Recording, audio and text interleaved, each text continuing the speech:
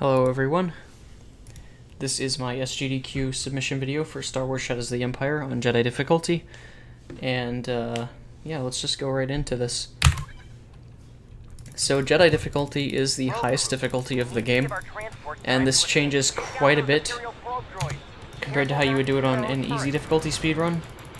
The main universal thing across all the levels is that the enemies have more health and will do more damage, so it's very important to know where enemies are and how to handle each level, depending on what enemies you're given. Hoth's main thing is that you have to kill 4 waves of enemies, and the first 2 are really consistent because it's just AT-STs and probe droids, and really just kind of comes down to how fast you can click, which is tedious, but at least it's consistent.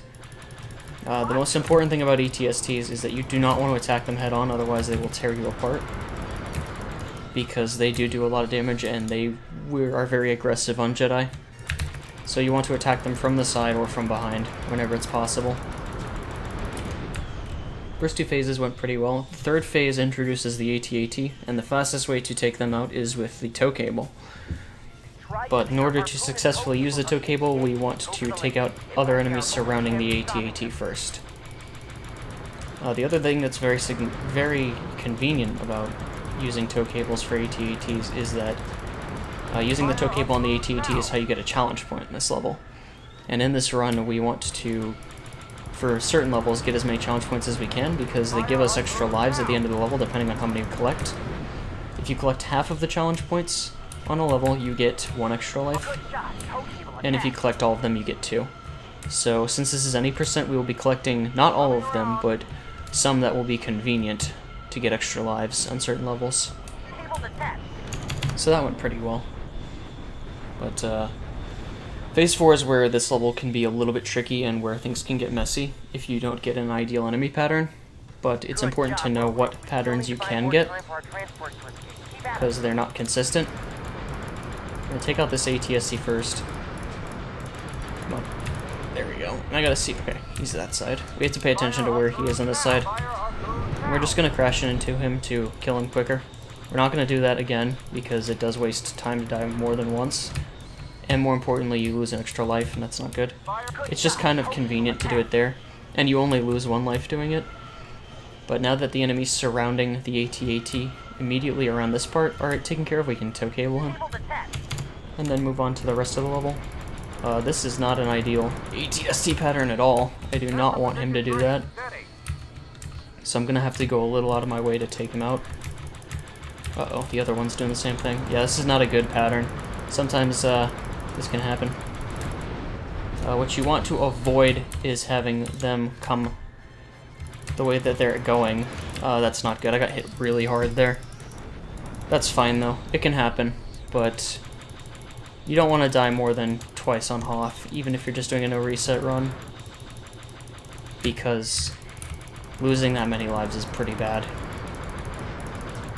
And it won't be too big of a deal, especially if we do manage to get a good Echo base, which is the next level. It won't be an issue. But this was not an ideal Hoth, but I had a bad enemy pattern and got shot down, unfortunately, because of it. But we're about to finish the first level, which is nice. Yeah, so the neat little thing about this game is about half the levels take place on the ground and the other half take place in vehicle-based sections, which each have unique styles of play. Everyone remembers the Hoth level the best because it was the most fun one, and I think it's probably the best level in the game. And now we're going to introduce the first grounded mission where you play as Dash Rendar. And on Jedi difficulty, there's a very important thing about this. So you saw the enemy just died from 1 shot there. You also might remember that I said enemies do more damage, but more importantly have more health. So you might be wondering why that's happening. The number on the blaster at the bottom right corner of the heads-up display, which is very small because of the resolution, lets me know how much power my blaster has, and that recharges over time. So if you have a fully charged blaster at 100, it does a lot of damage and can basically one-shot most Stormtrooper enemies, which is very useful, helps kind of compensate for the difficulty of the game.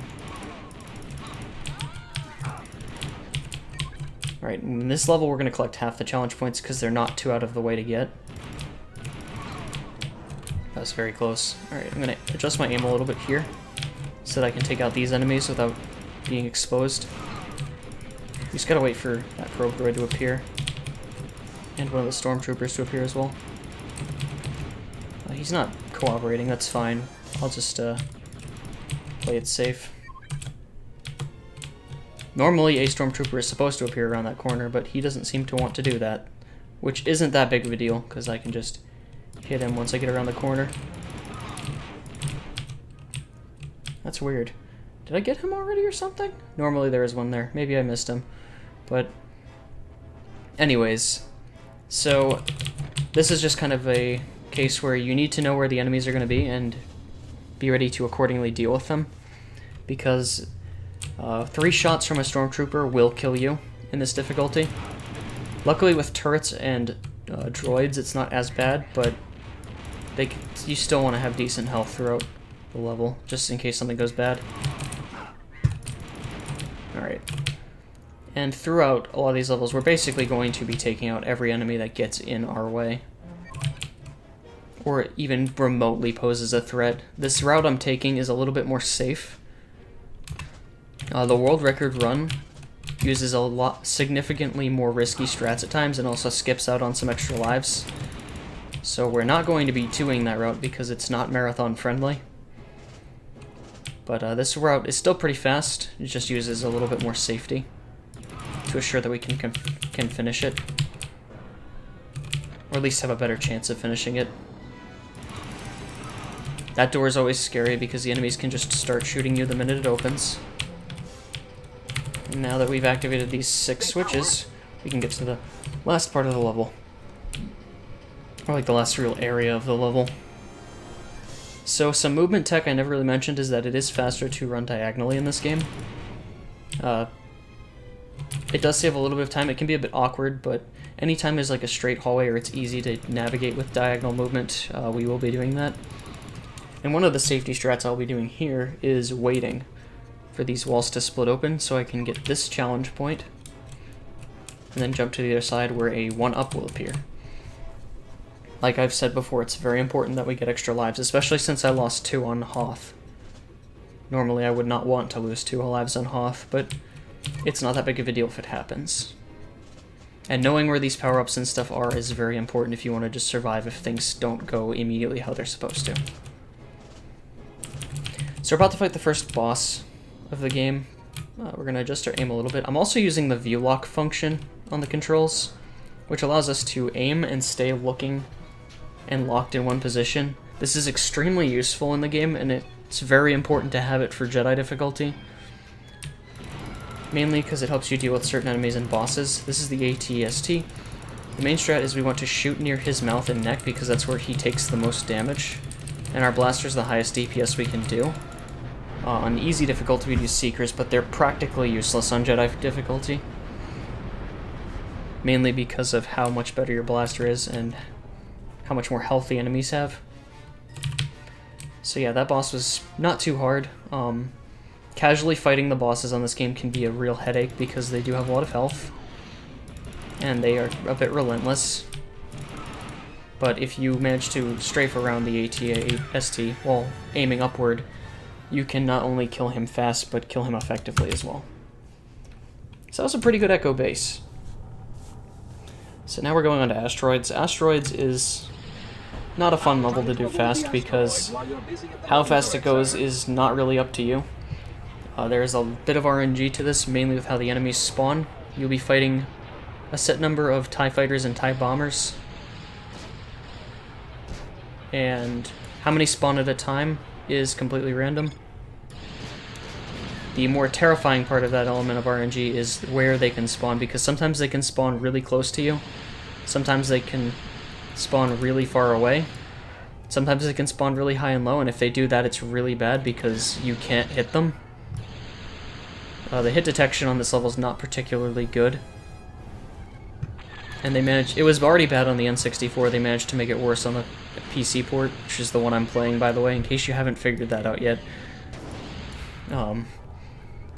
The biggest thing that the PC port offers is, it is faster overall, but that mostly comes through just the game having more stability, as well as the frame rate altering some aspects of damage, and some other little things with the game. Overall, this is the fastest version of the game, though, between the N64 and this PC port. But this level is not terribly complicated. You really just need to focus on the enemies and see where they're coming. Dying a lot doesn't happen on this map. It does happen. It can happen, and it's almost expected to happen at least once, but while we're doing this level, we want to shoot these red asteroids because they are worth challenge points, and since they happen while we're doing the level normally, we do not lose time getting them, so it's very convenient. Where are they? Oh. Yep, see, I didn't see where they were coming from, which again can happen. Unfortunately. And it's important that the TIE fighters specifically get killed as soon as they spawn, or as soon as you can get them when they spawn, because they do a lot of damage. I'm actually this is fairly lucky compared to what you can get. They spawn low there, again, that's one of those bad things that can happen. You do not want them to go too low or too high because they can get to points where you can't actually hit them, which sucks.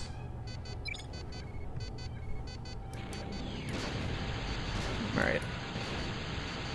But this asteroids is pretty decent so far.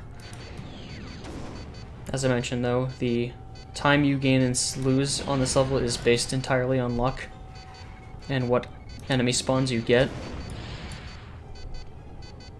So that's a bit unfortunate, but see, they spawned from high above and I couldn't see them immediately, so they managed to swoop in and do damage. Luckily it's towards the end, so it's not that big of a deal. I can take them out pretty easily. Maybe not. Maybe if, you know, the Seekers want to work the way they're supposed to. That would help. Alrighty, but we're out of asteroids. This is a boring level. But, I'd like to promise that the action of the level gets more intense after this. And it will. However, it's stacked on top of an auto-scroller. So, the big selling point of Jedi difficulty versus the easy difficulty speedrun is that the train ride, the one auto-scroller, well, actually technically there's two auto-scrollers. The big auto-scroller, though, which is this train ride, is 2 minutes faster on Jedi.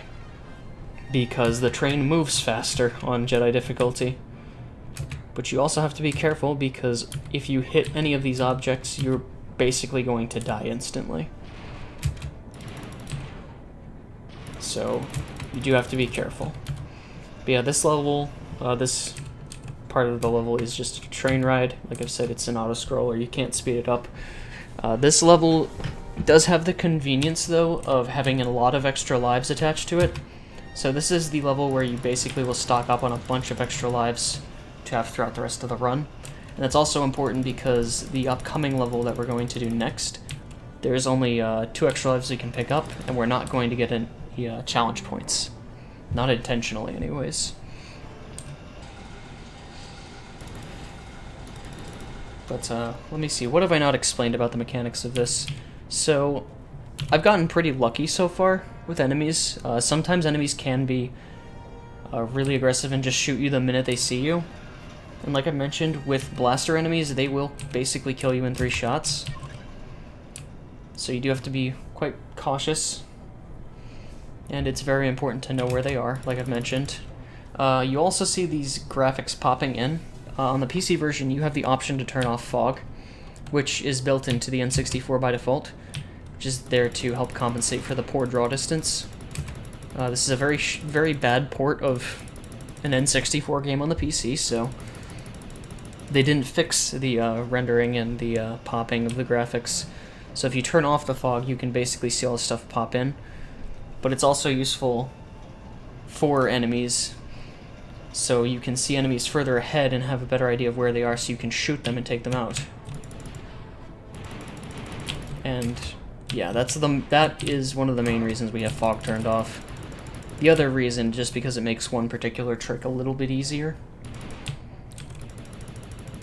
Also, on this level, the blaster's accuracy is ridiculously good. Normally, the blaster accuracy on this game is pretty bad.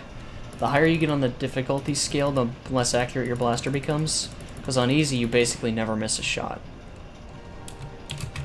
But on Jedi, you do have a little bit more inaccuracy with your blaster on normal levels. Which kind of makes up for the fact that it can do so much damage. But we won't be just using the blaster. I didn't really get the chance to use like any pickup weapons yet. They will be useful in other levels from the next level onward, though. And they'll even be abusable for certain things, as you'll get the chance to see. You can just see these beautiful graphics coming in. Yeah, like I've said though, this is just not a great port of the game. It's nice because it is faster. It's also nice because that section right there that I went through in the train ride is a lot harder on N64 because it runs at such a bad frame rate that hitting enemies becomes really difficult. But the smooth frame rate makes it a lot easier to hit those enemies without them being a problem. And one other thing the PC version on this level doesn't do that the N64 does is give you warnings about sharp turns. Because if you try to jump during a sharp turn, your momentum will be carried with that jump, and you're most likely going to fall off and die. Like that! Oh, that was an accident. That usually doesn't happen. Unfortunately, that spawned me at a really, really bad checkpoint. Luckily, I wasn't too far away, but still, that kind of stinks. But, like, this is a no reset run, so I'm not going to bother with it. This is... Unfortunately, you cannot save time on this train ride, but you can lose it if you do something silly like that. I actually don't even know how I managed to fall there. I thought I was good for a clean jump. Apparently I wasn't. But I guess that kind of proves the whole momentum thing for you if you weren't sure what I meant by it. The physics can be wonky.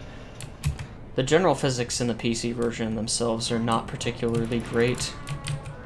Like, again, it's like I've said, it's just not a good port of the game. This game was clearly designed for the N64, and throwing in a faster frame rate and other little things definitely changes the game.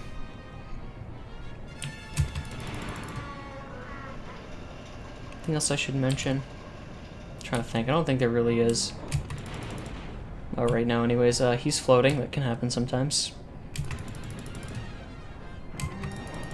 But yeah, I guess I could also mention, since this is the Jedi difficulty, for the longest time, nobody thought that doing a speedrun on Jedi difficulty would be possible.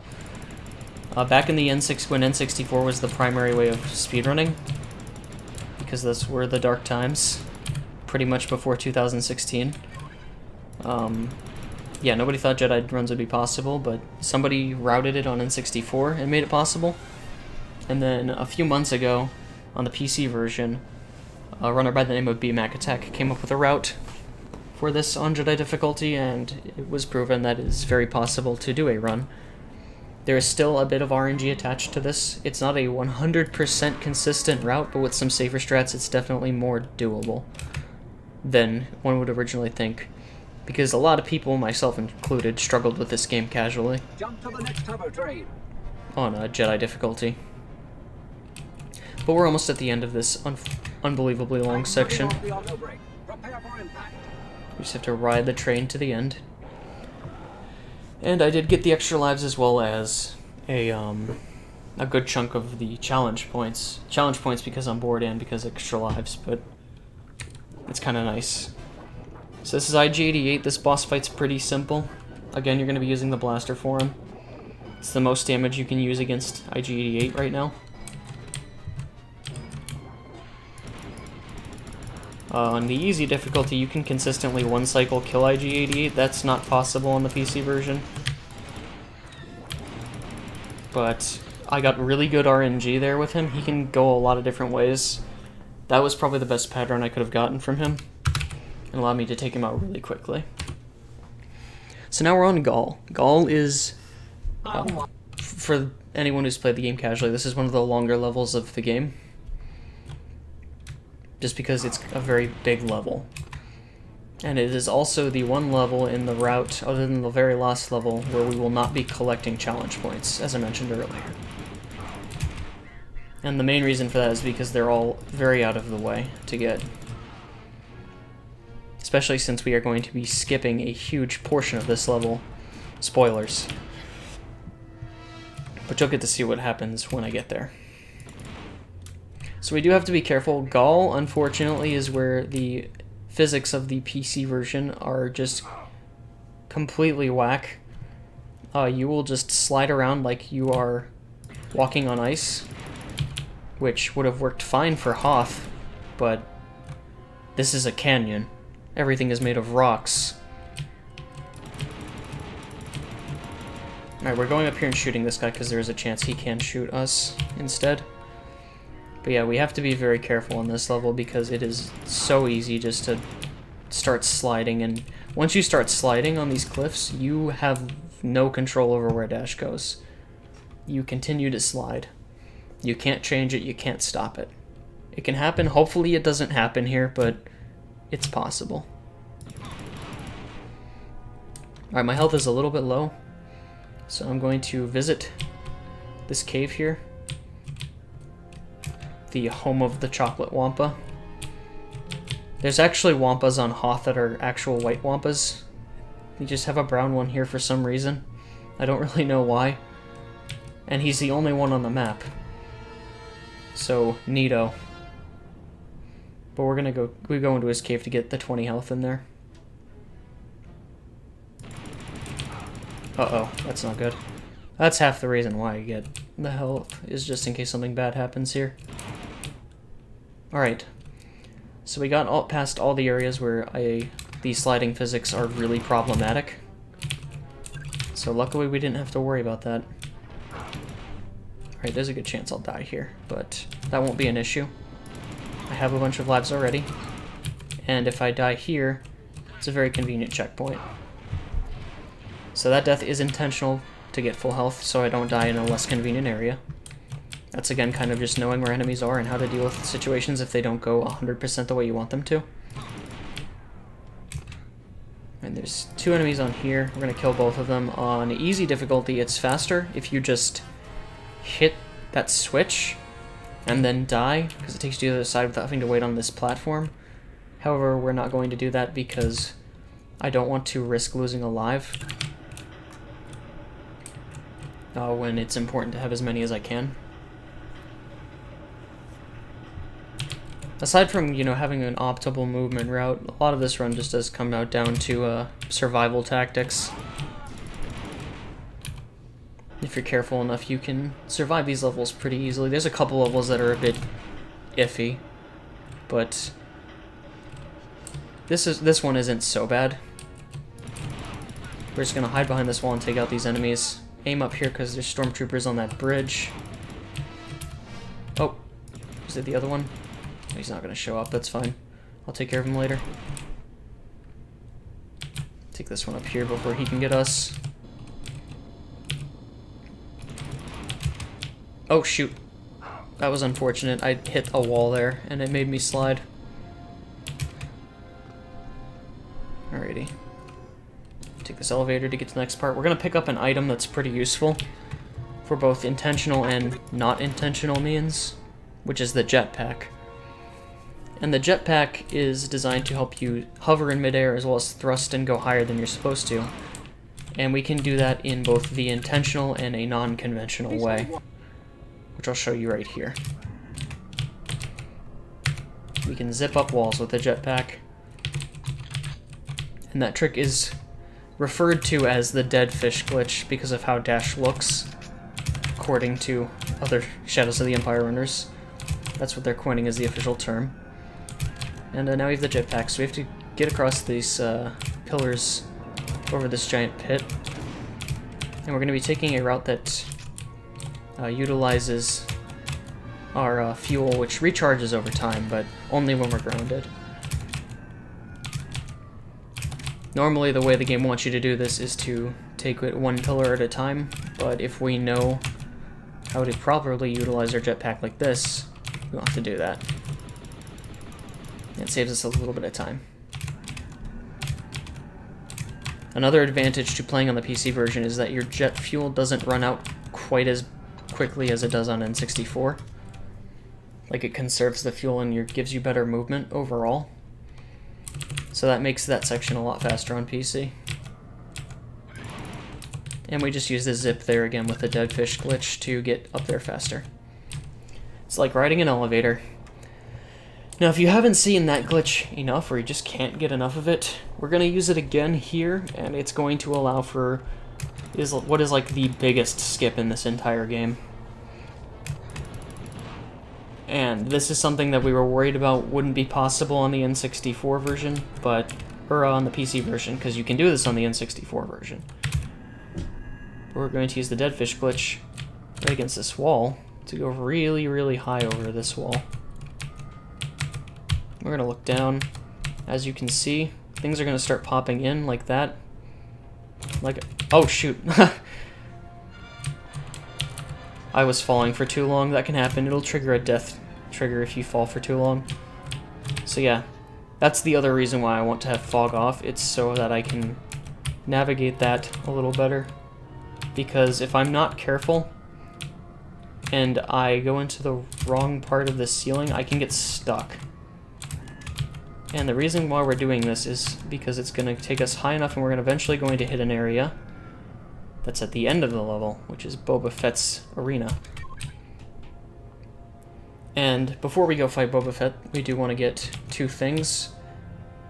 The most important thing we get here is the flamethrower ammo, which is right over here. The other thing we're getting, which is totally optional, and I'm just doing it for safety since I died more than I would have liked to, is this one up down here. Alright, zip upward again.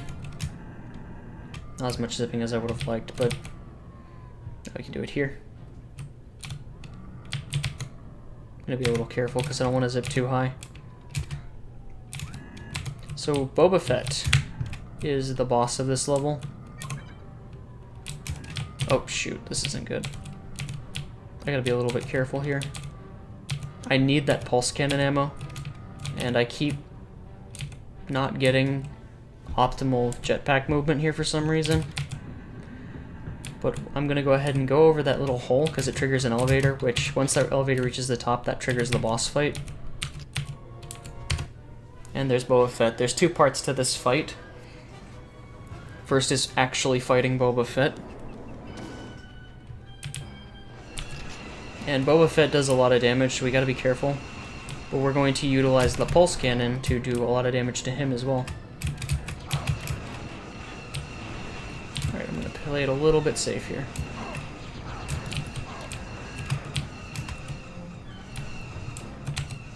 Where's he going? There he is, okay. Okay, so that wasn't very good. Boba Fett's really random. So you want to try to do as much damage as you can with the pulse cannon at a time without wasting too much ammo. We're going to use the rest of the pulse cannon ammo on this part of the fight against the Slave One.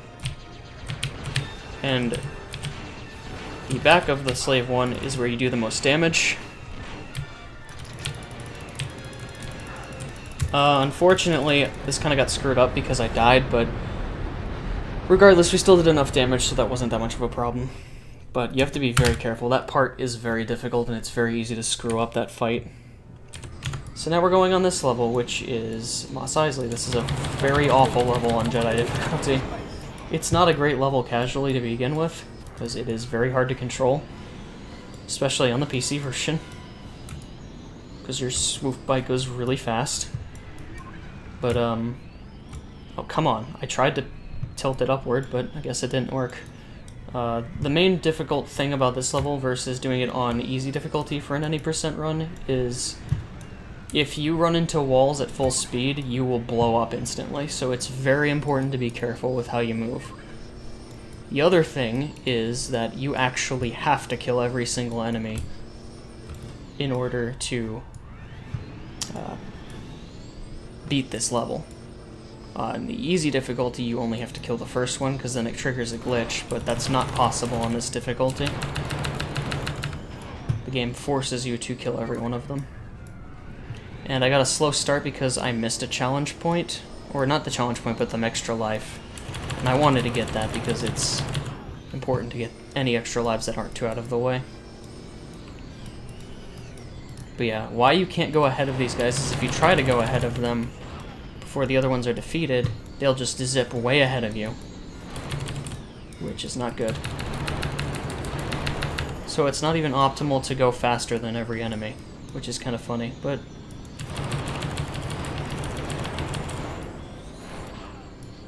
While it was sloppy at first, at least I'm killing these enemies fairly fast. Like I said, you gotta be careful, because if you do go at full speed and you hit even just the slightest edge of one of these walls, your swoop bike blows up, and you do not want to do that. There's already enough hazards on this level that you don't need to worry about that stuff. So now we're in the Beggar's Canyon portion. I need to get one extra challenge point there. There we go. I missed one earlier, and I want to get half of the challenge points at least. Oh, is that him? I couldn't tell. Because we want to get at least one extra life off of the challenge points, since they're not super out of the way. Oh, come on. These guys can be a pain here, because they'll just start flying higher than you can actually hit them. That does it for the swoop gang. Alright, now that everyone's dead, we can just focus on finishing this level. And you might notice that the sky's purple. This is another benefit I guess I can mention it now, to having fog turned off. Oh, there's a good example. I didn't brake soon enough, so I hit that wall and blew up. That's unfortunate. But, on the Jedi difficulty, this level takes place at nighttime. And the sky is dark, but to make it truly feel like nighttime, there's a thick coat of really dark purple fog, and it makes navigating what's in front of you really difficult. But with fog turned off, it basically does not affect this level whatsoever. Also, as difficult as, not hitting things is, the collision is a little bit more forgiving on the PC version than it is in N64, which is kind of nice. Alright, we got through the hole, nice. And we're at the end. That was not bad. A little bit iffy at one or two points, but I managed to kill all the enemies fairly quickly. So now it's on to Imperial Freighter Suprosa. Make your bicycle. And we're going to pick up more flame ammo at the beginning. We haven't utilized it yet, but we will be utilizing it quite a bit for this level because of the boss fight. But we're also going to collect all of the challenge points in this level because they're not that out of the way to get. And it'd be good to get the 2 extra bonus lives at this point in the run. And we're going to pick up invincibility. This is the only invincibility power-up as far as I know on Jedi difficulty. On Jedi difficulty they take away a lot of the really beneficial power-ups, but for whatever reason they're just kind of left here on this level. Which is fine by me, because otherwise this level would be tough. A lot tougher. I mean, it's already pretty tough, but it would be even worse.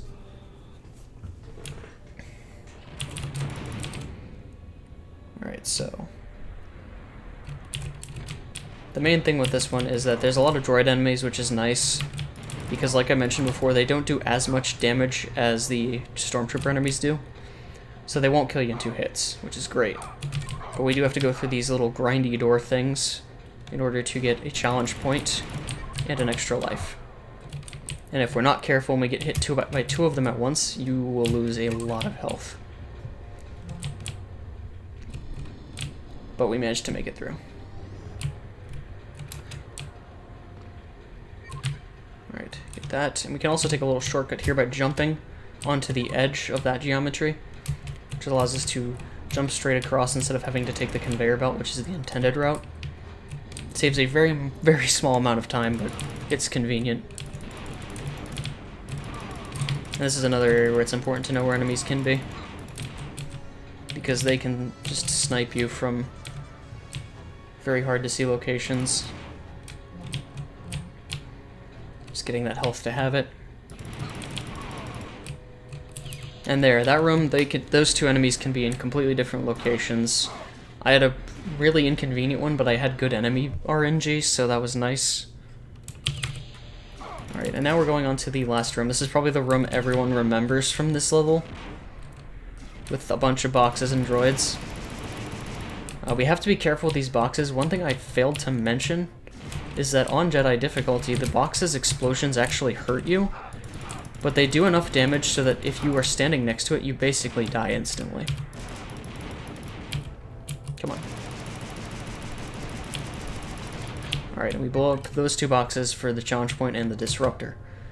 And the disruptor is a very useful weapon that we're going to be utilizing for the next 2 levels. What it does is it creates a blast that pretty much attacks every enemy within its radius and basically insta-kills them, or just does a lot of damage for bosses. The downside on Jedi difficulty is that it has the ability to kill you as well. On easy difficulty, it does no damage. So it's not as abusable, but we can still utilize it in this category.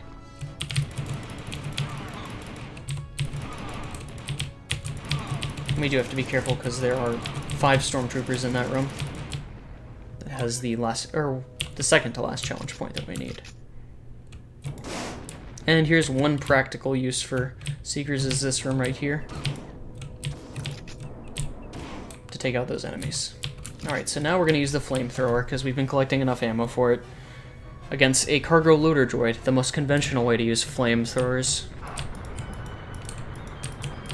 So the cargo loader droid's movement is annoying, and he will always do damage to you if he touches you, whether or not he attacks you or not. So the fastest way to deal with him is to circle around him before he can touch you and just spray fire onto him. We're not unloading the flamethrower because it will spend the ammo way faster if we do that. And that's something I found when playing around with this level to try and find better strats for the boss. But yeah, that allows that boss fight to be super easy. That fight used to take a lot longer because we used to just use the blaster. So yeah, that's very nice and very convenient. Also, hey, gold split. Not surprised though, that was a really good freighter. Alright, and this is the sewers. This is probably the level everyone remembers the most. Mainly because the nightmare fuel of a boss that's at the end of it. I'm going to bring up version differences again, because it's very important here. In the N64 version, the frame rate is lower and it allows you to do the dead fish glitch a lot more effectively. And allows you to basically make it so Dash does his swaying at like a perfectly perpendicular angle. And doing that allows you to basically just clip straight through a ceiling. And that would allow you to skip the boss fight on this level. On the PC version, that's not possible, because the frame rate is too good. And on this map, we are also going to get half the challenge points. You really don't have to do it for this map. I just do it because it's safe. And since we're getting towards the end of the game, the safer the better. But we will at least get this one up for sure.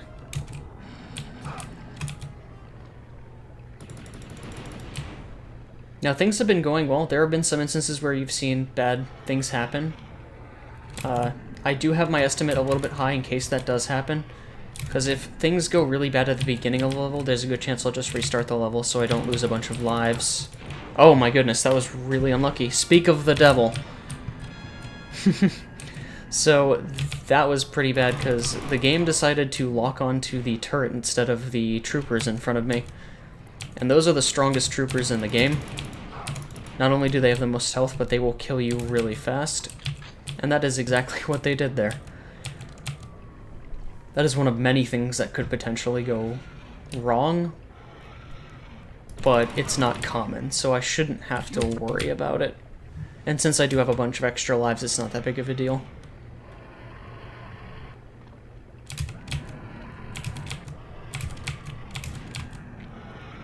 As you can hear these wonderful noises coming from the Dianogas. Alright, so now we're going to swim, and of course to implement a proper swimming mechanic, we're going to use the jetpack to swim.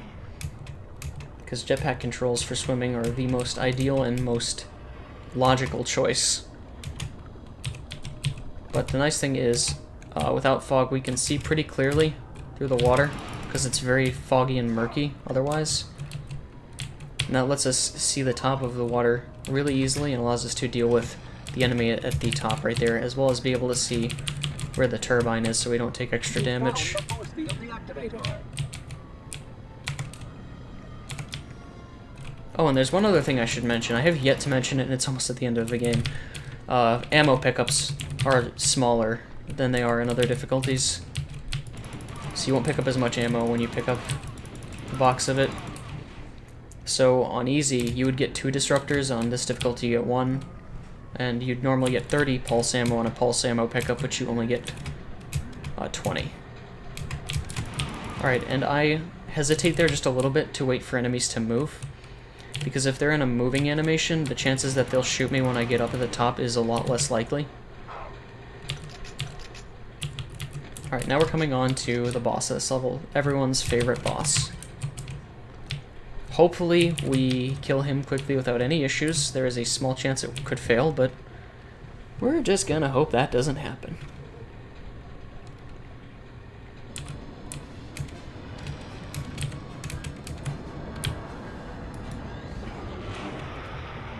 And it didn't fail, or we failed it, that's fine.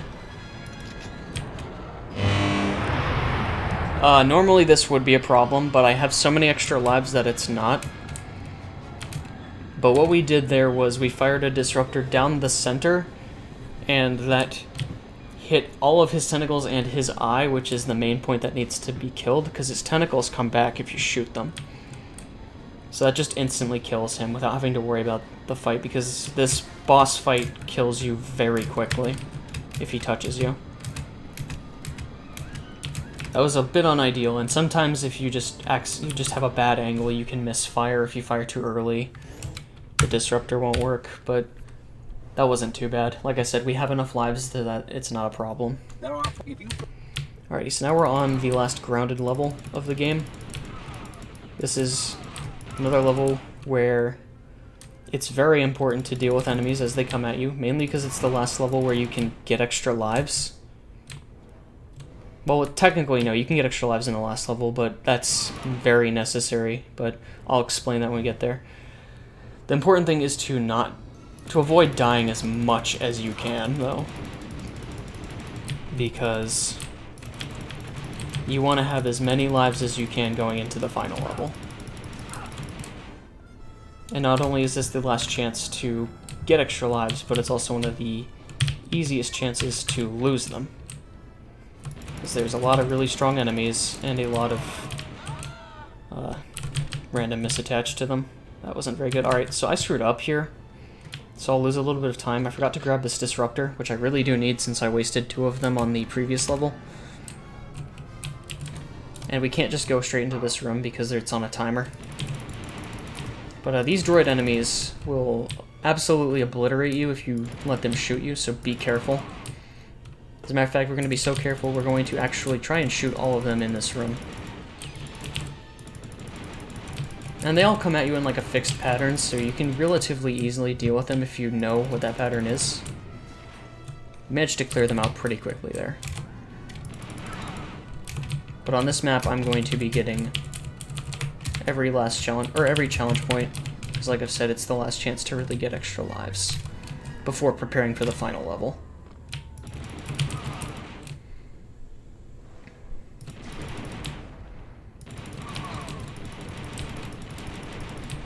Alrighty. So we're just going to make our way through these hallways. Like I said, just move diagonally where it's convenient. And we have to hit the switches and wait for these bridges to lower a couple times in this level. I'm going to kind of like stay hidden behind that wall so the enemies don't get to me. Knowing the vantage points you can take where enemies can't hit you and you can hit them is really important. There we go.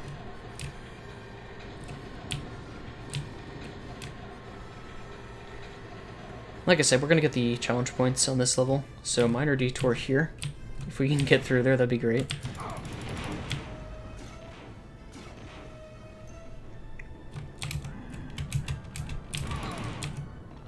To get that challenge point.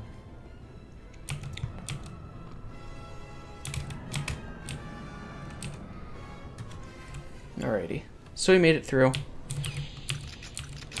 Now we're going to be careful here because there is that droid right there. He can kill you if you're not careful.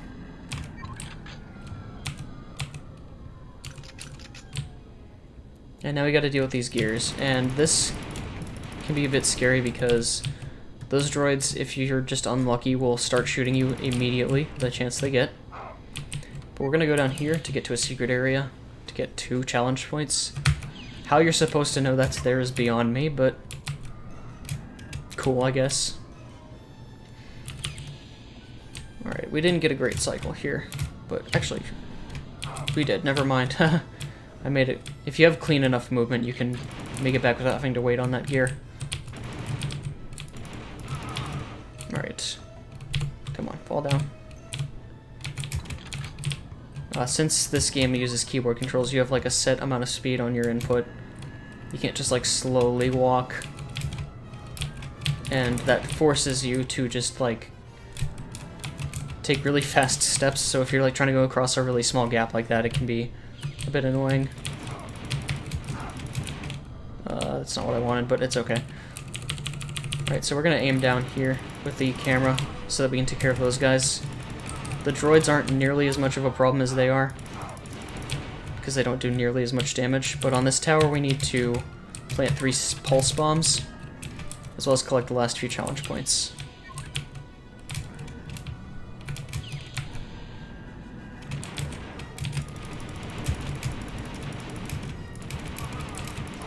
Alright, not bad. Come on, there we go.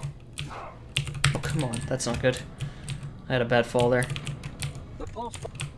Alright, now that those have been planted, we can make our way to the last section of the level, which will lead to the last, like, real boss fight, per se.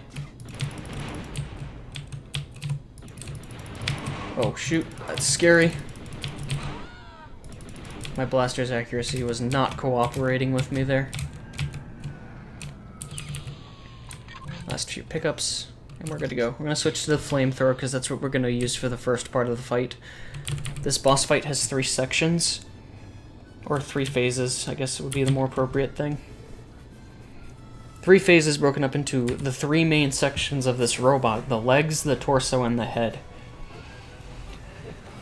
Normally this boss fight is very intimidating when you play him casually, because his attacks do kill you very quickly. However, if we just stay behind him with the flamethrower, gently grace his head with fire, this boss fight becomes significantly easier, as you can see right here.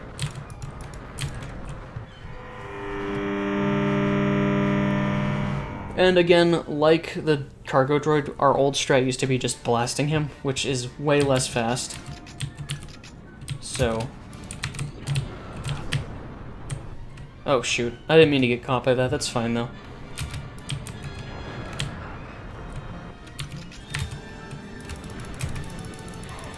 Oh shoot, we traded blows there, that's not good. Alright, so now we're going to use the pulse cannon for the last phase, and if we can get ourselves positioned correctly, this boss fight will not be much longer.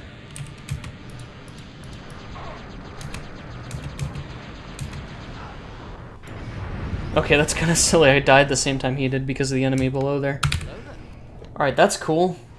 We're going into this last level with a good amount of lives, so... now I should explain why we've been collecting lives throughout this run. It has nothing to do with surviving the game. It has to do with surviving this last level. Because as you can see, we've flown directly into a hornet's nest. I do not think they properly playtested this level on the PC port, because I don't know how you're supposed to beat this without having at least 10 lives. Because these enemies spawn in fast, do an insane amount of damage, to the point where you have to collect extra lives throughout the run in order to survive this portion. It's basically impossible to not die here. But even then, the lives we collected isn't going to be enough. We still have to fight these guys to get extra lives to stay alive throughout the last bit of this level.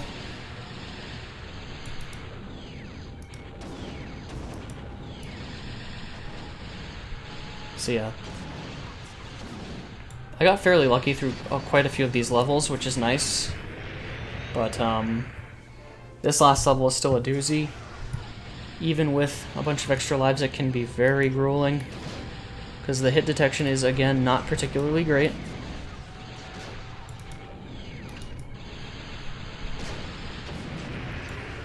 So we're gonna just die a lot. Die a lot, and that's fine because we're waiting on a timer anyways. It's like a 4-minute timer to get to the last part of this level, which is the last section of the game. So dying here doesn't really lose or save time anyways. You're just going on, you're on a timer, so.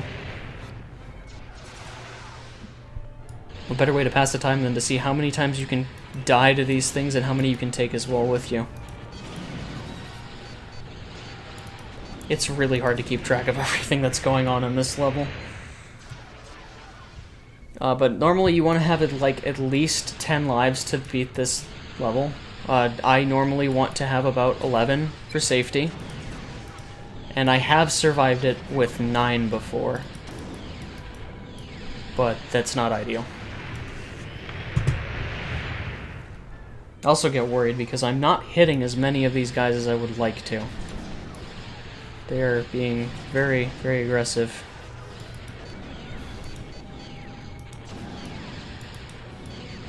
But like this level can get grueling with how enemies spawn in because you can die within 5 seconds of the level starting if enough enemies are getting aggressive.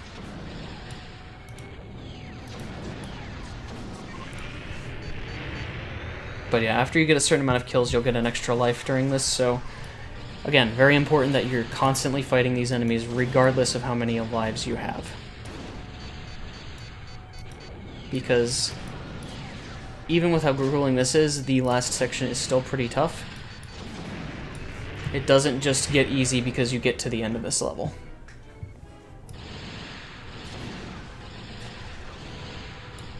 Plus, if we get extra lives at the second half of this level, without losing too many here, we can do a pretty fast strat.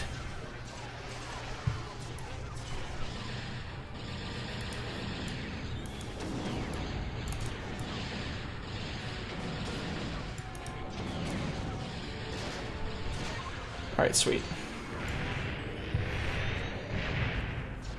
So we're basically there at the end of this level, which we have to take out the skyhook, which is this thing right here. And in order to enter the skyhook and take out its core, we have to first destroy 4 turrets, which are at the end of these, each end of the station. You want to take them out quickly because those turrets do a lot of damage on Jedi difficulty. And they are the one enemy in the game that has regenerating health for whatever reason. So you need to not only shoot it fast for the sake of this being a speedrun, but they'll gain their health back if you're not fast enough too. Also on this difficulty, enemies can get behind you and actually be a problem. Unlike Jedi difficulty, it's really not, or on easy difficulty, it's not a problem. That was unfortunate. The arm rotated in a way that was very counterproductive for me. And controlling the ship is really hard on keyboard and mouse. I'm not trying to make Johns here or anything, but I would also like to point out that that turret just shot me even after it had blown up. Come on. There we go. Alright, so now we need to go inside and, as they said, destroy the reactor core. And we can only do damage to it with the missiles. So what I did there is I shot 2 of the core sides at once. And that allows me to do this section faster because we don't have to escape the event and go back in like we would normally. On easy difficulty, your brakes are allowing you to move a lot slower, so... Oh shoot, that's not good. Alright, I missed the second time, that's fine. But on easy difficulty, you can all do this in one cycle without having to exit the station. But since you are a little bit faster and your brakes aren't as effective on this difficulty, you have to generally do this the intended way unless you get your double missile shots. Alright, and I wasn't paying attention to my lives, so I'm going to just get out of here the intended way. You could technically death warp, but if you screw it up and you don't have enough lives, you'll game over. And there you go. We did it. We finished a run of Jedi difficulty Star Wars Shadows of the Empire on the PC. hopefully you guys enjoyed this run. It is tough, and like I've said, I've been working on a route that's a lot safer, so that it's more doable. The world record run uses significantly riskier strats, so they skip out on lives and do a lot more strats that revolve around getting good luck. But yeah, hopefully you still enjoyed this run, and hopefully you consider it for SGDQ.